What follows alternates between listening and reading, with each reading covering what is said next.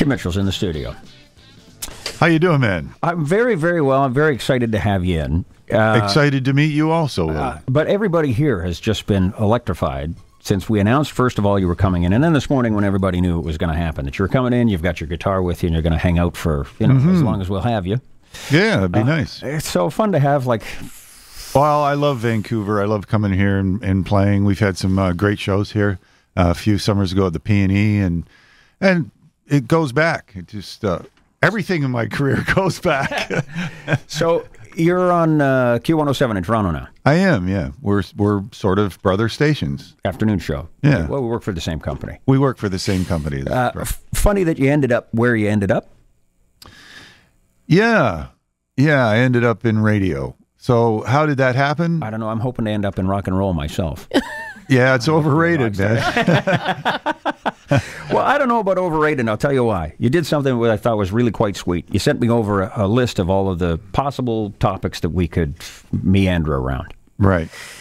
Jay Leno. You had a chat with. Well, that was one of my early interviews. He was coming to Toronto to do a show, and a lot of these big stars have handlers. You hear somebody on the phone, and they go, "All right, we're looking for Mr. Mitchell." Yes, this is him. Okay, well, I have Steven Tyler on the line. You'll get 5 minutes with him, and, make sure you mention the album. Okay, your time is starting. Mr. Tyler, Mr. Mitchell, go ahead. Right. And it was like, "Hi, wow.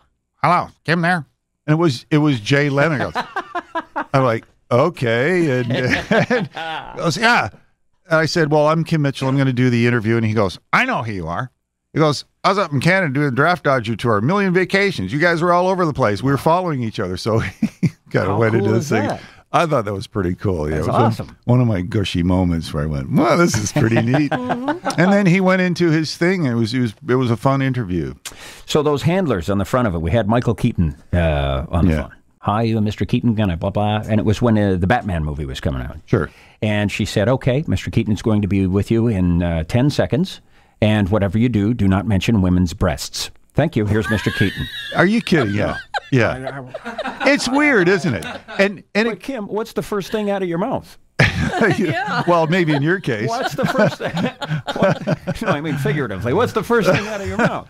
You say, "Hey, hi, Michael. How come I can't mention?" Well, that happened with Andy Summers of the Police. He came in and doing something, and the record company said, "Whatever you do, don't make him play." And I always have a guitar hanging on the wall on my show, and it's plugged in. And that was the first thing I did. I said, "I'd love to learn how you play Every Breath You Take."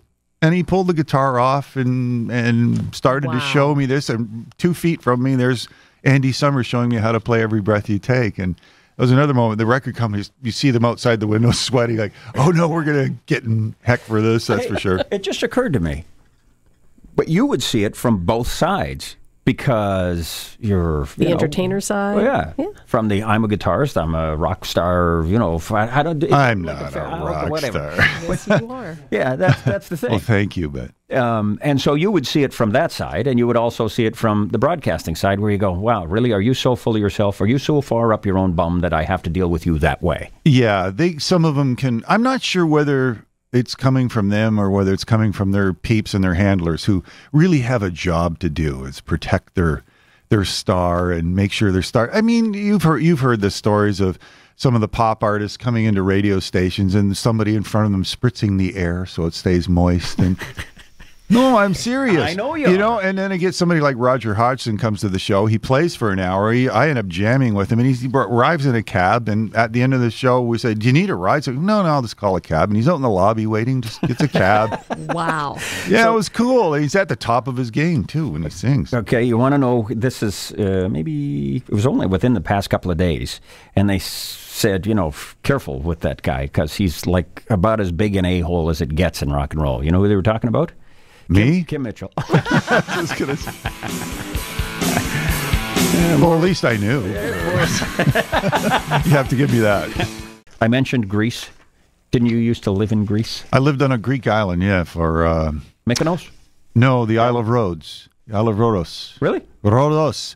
For a year. And I have to choose my words carefully here. I backed up a Greek Tom Jones? No. I played with a Greek Tom Jones? No. I was in the band behind? No.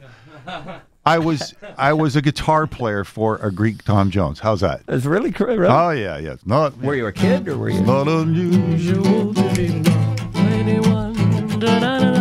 well, that stuff. Is that guitar in tune or not? I was giving it a Boy Scout try. Yeah. I think so. That sounds good. You know, it's fun to have somebody who can pick up an instrument like that and actually play it. You do lose yourself, though, don't you? Pardon? You just, I know. When you start to play, you just go away, don't you? It kind of does, yeah. It's I'm hoping that this is Mike here. Mike, is that you? Yeah, that's me. What's going on? Hey, I just wanted to say hi, Kim. I used to see you when you were with Max Webster at the University of Guelph. Okay. Yeah, that was quite a while ago, but I still remember it. It was awesome. Guelph, is that what you said? Guelph, actually, yeah, the University of Guelph, and we did a live show there. We recorded it, and the audience clapping is on one of Rush's tunes. Because, which tune is it? It's the one with a bit of reggae. On the subway walk. Concert hall. Spirit of Radio. Spirit of Radio, thank you. Sorry, it's early for me. Hey, speaking of Rush, we have a guy named Jeff, the ultimate Rush fan. Every time we play Rush, he phones. Okay. Morning, Kim. How you doing? Doing pretty good. Okay, good ultimate Rush. What am I playing?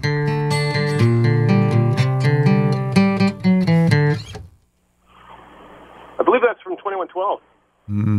Might be, yeah. Oh, come on, you don't even Come know on. what the... It's Xanadu. If you're playing it and you don't know it, come on. No, it's Xanadu. I had to play it in their sound check once because Alex couldn't make a sound check. They said, "Could you play this tune?" I gave it a Boy Scout try, but you did ask him. I didn't make it into the band. Are they good pals of yours? Well, I ran into Alex on the street in Toronto. He was going to his personal trainer. I forget what I was doing. And Is this recently or a long time ago? Yeah, recently we did the hetero man hug and how you doing, how things been, and it's all good. We don't hang out though, but so you asked Jeff, the ultimate Rush fan. You said if you're an ultimate fan, that was Xanadu. Yeah, you'll know the nicknames of the guys. Yeah, I did. What? Yeah, the nicknames of Rush. Dirk, Lurkst, and Pratt. You got it. How did they get those names? I'm not sure. I know them just from being with them and being around them. They used to call me Gumpy because I have the high forehead. So. Curious, Mr. Kim Mitchell, do you air guitar along to songs you like? I do. Air drum to Neil, actually, more than I do Alex. But that song, the applause in that is Max Webster show. Explain that to me. Well, they were mixing that, and in the applause section, there's some applause. They phoned from the studio. Terry Brown, who was producing, says, "We need some applause for one of the Rush tracks, and can we use your stuff from Guelph?" I said, "Sure." So that is an actual Max Webster audience on that tune. I'm never going to hear the song the same way I again. never got paid for it either. Come on, guys. Well, phone up Chris. What's up? Trist or whoever else. Yeah. Okay. On the phone. What's your name? Dean? Dean, yeah. Yeah. Okay. So you saw Kim Mitchell where? I saw him in Niagara Falls in 1975 at West Lane Senior Secondary when I was in high school. It amazes me when people remember stuff like that. Do you have trouble remembering what you did last week sometimes? Well, that's because I do. I know things when I go into them again. Like if I were to go into that high school, I'd probably, yes, I've played here before, but Niagara Falls, home of Honeymoon Suite. What else is it famous for? The Flying Saucer Restaurant, which was a drive-in restaurant that back in those days, Max Webster, after we'd play at a place called Uncle Sam's, which was a rock bar, we'd head there and at 2 a.m. with local women who liked fellas in bands. And we would eat saucer fries in the cars. And and get up to some shenanigans. Yeah, I like that story. You know, we actually have a flying saucer theater out here now. You do? Yes, we do, out in the Langley area. You should go visit it after your show tonight. Maybe with some ladies who like guys in bands. I think those days, yeah. Did you vote for Rob Ford? I did, yeah. How does that feel now? Not great. Now that's an honest answer. As a you know, there's probably quite a few Ontarians that moved out here. Yeah. And they would probably be able to relate to this as being former Torontonians. The reason why I voted for him was he wanted to start digging and making subways. And I think we as a city should have been doing that all along. We're so bent out as far as transit goes. The city is becoming paralyzed with traffic. It's becoming disgusting back there to get around. And then with the Pan Am Games coming, forget it. It's just everywhere. You can't make a turn. Okay, I'm going to do this. This is what happened with Chuck Leavell, the Rolling Stones once. I was trying to give him a ride back to his hotel, and a ride that should have taken maybe 5 minutes, 35, 40 minutes. So because Ford said that, I was okay. But I voted for John Chrétien, too, because he said he was going to get rid of the GST, and that never happened either. So. Yeah, but Jean Chrétien's no Rob Ford. No, he is not. No. I have some American friends that I rarely hear from them, and all of a sudden you get a text or an email that's saying, is this man possibly the most interesting person in Canada? Hey, you mentioned, is it Leavell? Chuck Leavell. He's been the musical director and piano player of the Rolling Stones for quite some time. So you've met the Stones. Mick Jagger? You met Mick Jagger? I met Mick Jagger twice. Okay. Was in a club hanging out with a female friend, and all of a sudden the place got really quiet. You know what it's like when a club starts getting quiet. I'm like, okay, well, we're just at the bar and we're ordering our drinks, and all of a sudden these two people come up, and it's actually four of them. And he says, I know two of them. I'm like, oh, you want a drink? Do you want a drink? And I don't know who the other guy is because his back's to me. He turns around, it's Mick Jagger. And they said, oh, this is Kim Mitchell. He's a well-respected musician, blah, blah, blah, blah. So I didn't know what to say at that point. But he made some really nice chat for, I'd say, 3-4 minutes with me. And one thing I noticed about him, and give me a time frame on this. What year is this? How long ago? This would be 5 years ago, maybe 6 years ago. And he was really, really nice. He smelled amazing. It's like he must have something made for him because that was just a unique thing, but very nice. And then, but the second time was the best. It was after one of their shows. I was at a place called Club C Lounge, and I was talking to some band members of Billy Talent. So we're all standing there, and oh, by the way, the first story. There's two females hanging out with Mick Jagger. The next day I called my accountant because I had some business to do. I said, you're not going to believe who I met last night. He goes, Mick Jagger. I said, how do you know? He goes, because that was my daughter hanging out with him. Wow. So what do you mean? What's wrong with that? A female's not allowed to hang out with a rock star? Listen to this. Well, whoa! Okay. Mick Jagger, you go. Okay. Yeah. But this is the best one. He's at Club C Lounge. This is just a few years ago. And we're talking to the guys at Billy Talent. And there's some females in this group of people we're talking. Mick Jagger comes in with one handler, and he just sits down on a couch by himself. Mid-sentence, we're just all speaking. Mid-sentence, all these females just turned, disengaged themselves from the conversation, and went and sat on the couch with him. It was like he didn't have to say anything. He didn't have to do it. They just, mid-sentence, right over to the couch, one on each side, and then another one on his lap. I can't remember. But the best part was he was asking girls to dance later in this play. So that's like a dance club. Yeah. And all I was thinking was, he's walking up to some 20-year-old that doesn't know him, like, ew, this old guy just asked me to dance.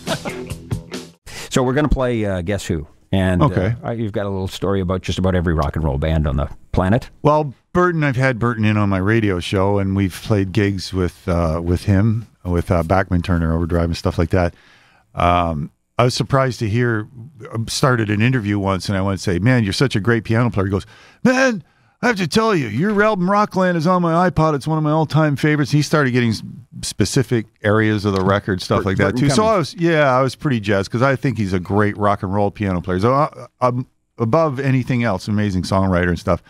But I have a feeling that I've never told him this or asked him about this, but I think we denied him once at a show. One of the soft seaters, I think probably Winnipeg, maybe. Yeah, let's call it Winnipeg. I'm pretty sure one of the soft seaters there. I didn't want to see anybody after the show. And it happens. You're on the road, you're on tour, and you have these schmoozes every night. And some nights I just called. I went, I don't want anybody backstage. We're just the band. We're going to have something to eat, and we're going to have a yak and just hang out. And so I think Burton wanted to come back, and I think the security guards out there went, sorry, he's not seeing anybody. But I'm Burton Cummings, for God's sakes. Access denied. Really? Do you feel bad about it? I feel horrible about it. Do you really? But I still stand by it. I didn't want to see anybody. Burton, Paul McCartney, who cares? You don't feel that bad about it. Thanks for coming in. My pleasure. Kim Mitchell.